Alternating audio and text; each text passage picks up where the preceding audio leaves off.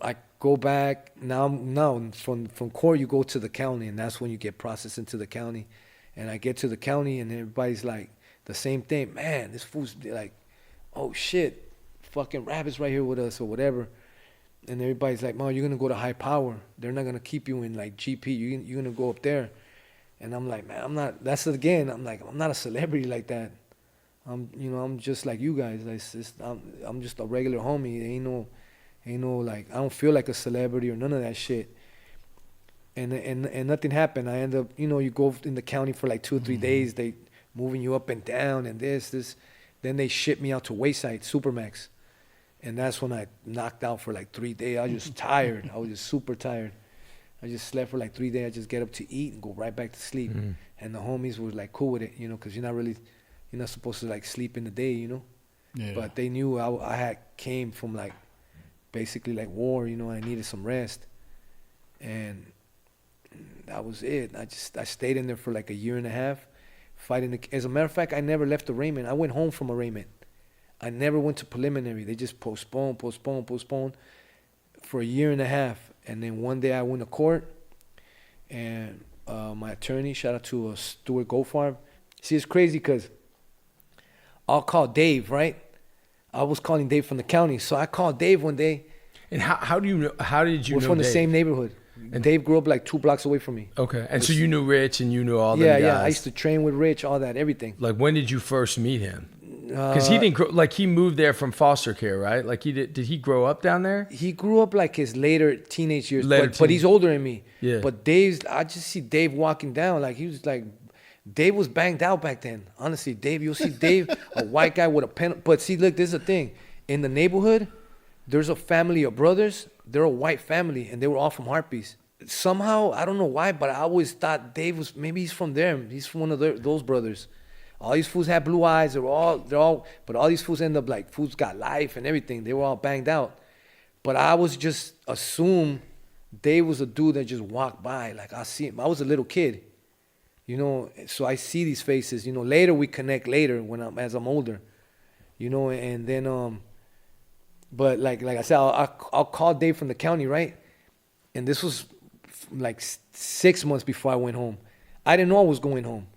I'm fighting life now. Now the death penalty's off. Now it's just life. So I called Dave, and Dave's like, "Hey, if you could come home before April, you're on Family Crimes, my new series." He's telling me this shit, and I'm like, bro, they're trying to give me life. Like, I don't know if I'm going to make it home by April. But it's crazy because I came home in February. Like, I came home before even that, and I, I used to call him and shit, whatever. And then, so one day my attorney visit, like unexpectedly. And I'm like, oh shit, I got my shit. Went to the attorney visit, to the visiting room. Now I was in Medium North. I only stayed in Supermax, I would say, if it wasn't a month, it was 2 months. 2 court dates at the most. And then they shipped me to Medium North. It's still in the LA County Jail, but it's called Medium North. And then, he came to see me, and he goes, "I got good news and I got bad news." And I was like, "Man, just tell me the bad news." And he's like, "They just offered you 3 years."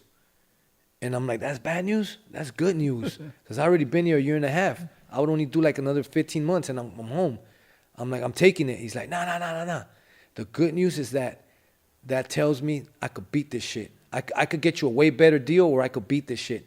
And he always had told me, he's like, they have a marginal case at best against you, And I was never like cocky about it. It felt a little bit good, but I never like I'm winning. I never, because there's dudes that felt like that. And I remember there was this dude in there. He was from Hoover. I want to say they called him Rat Boy, old school dude. This dude had went proper and beat a murder case. Wow. And then they charged him with another one. He's an old dude too.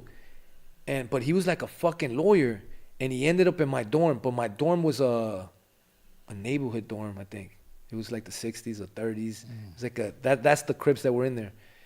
So everybody would go to him and kind of like get some like legal advice from him. And I remember I had told him, I had like sat down with him, I brought him some offerings, like, "Look, I'm gonna tell you my case, what you think?" And he's like, "Man, you going home. Maybe not today and maybe not tomorrow, but you going home." I'm like, "All right, cool." So, but still, I never like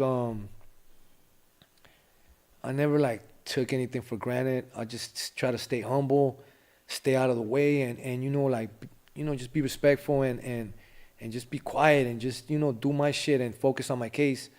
And so the attorney goes and he tells me that.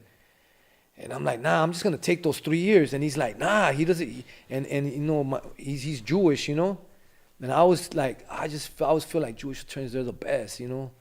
They're like, that's God's chosen people and shit, like, you know. And at one point, he's really from like the East Coast, so he'd be like, shalom, babe, and I'd be like, shalom, you know. He like would pound on the glass, and then nah, I'm taking them. He was arguing with me. I'm like, no, it's my shit. I'm gonna take it. So then, you know, me and my girl are making plans and shit. Like, look, we're over there like calculating. If I take the 3 years, and then I'm gonna have like this much time. But if I do this one little program, they're gonna knock off, so maybe I could get out of there in 11 months, 10